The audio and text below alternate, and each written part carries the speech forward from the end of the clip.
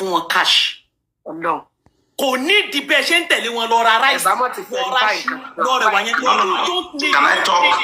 Can I talk? Ẹ jẹ́ kí n land. Ẹ jẹ́ kí n land. Ẹ bá ti kó owó yẹn fún wọn. Àní ṣìṣe àdẹ̀ ní ṣe oore ṣe lágbára Ọlọ́run. Tẹ́tí yẹn yín. Níjọ́ mi, ẹ bá kàn kó owó yẹn fún wọn ni. Tá a bá dá, Ọlọ́run ó tún dá. Tó bá jẹ́ èmi ni ẹ̀yin ni, I will just give on that point. Nǹkan tó bá wù kó fowó yẹn ṣe. Tó bá ń parọ́, ó kú ó kọ lọ́wọ́ ọba.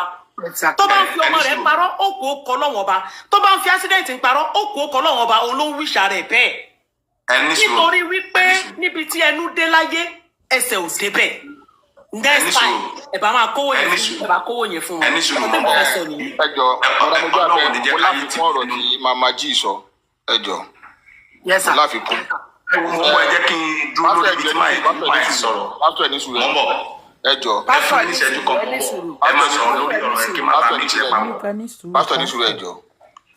Pásítọ̀ ẹjọ́ going forward. Ẹ lè gbé mi kúrò báyà àdìjà kẹ́lòmí yẹn tó bá fẹ́ sọ̀rọ̀.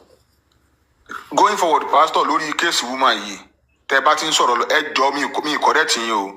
Ẹ má sọ nípa pé bóyá ó ń gbé ọkùnrin sùn, ọkùnrin ń bá sùn.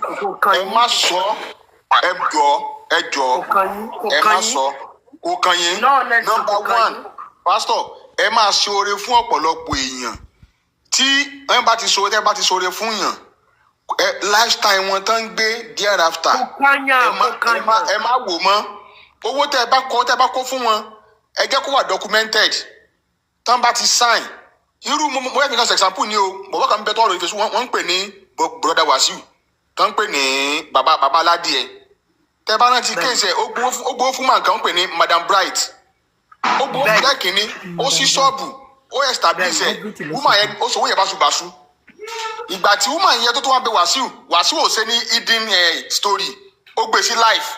Ẹ̀yin yẹn wo mo ti sóore fún o. Ó tún wá sẹ́lẹ̀ kejì fún woman yẹn tó wá fuck up. Sẹ́yìn pé àwọn èèyàn mọ̀ woman yìí ò drag Wasiu. Bí ẹ ṣe máa ṣe nǹkan yín nìyẹn, ẹ jẹ́ kó mọ̀ transparent. Ẹni tó mú gbó tẹ́ ẹ bá help ẹ ti fún un lówó. Ó ti wà lápẹ̀lẹ̀ pé ẹ ti ṣe ti yín nìyẹn kó máa lọ. Bó ṣe ń gbé lifestyle náà, adult ni kò kẹ́ anybody. Ẹ ṣe. Máa mute máa làjà. Ọ̀yá Pastor. Jẹ́ ń gbọ́ mi. Èmi ò go after her life. Mi sọ̀rọ̀ nípa life. Let me talk to a woman tó sọ̀rọ̀ tó gbọ́dọ̀ ẹ̀ torí I have a lot of things to do. Wọ́n gbọ́ sálẹ̀, wọ́n wà sálẹ̀. When she came, nígbà tó dé, mo ti rí àwọn kankan. But ẹni tó nílò ìrànlọ́wọ́ ni quite alright. Tẹ́ bá àwọn mo ti gba àwọn kan bíbá yẹn sí kan join mi lórí program tó wà lórí program ẹ̀ ń gbọ́ mi mú bọ̀.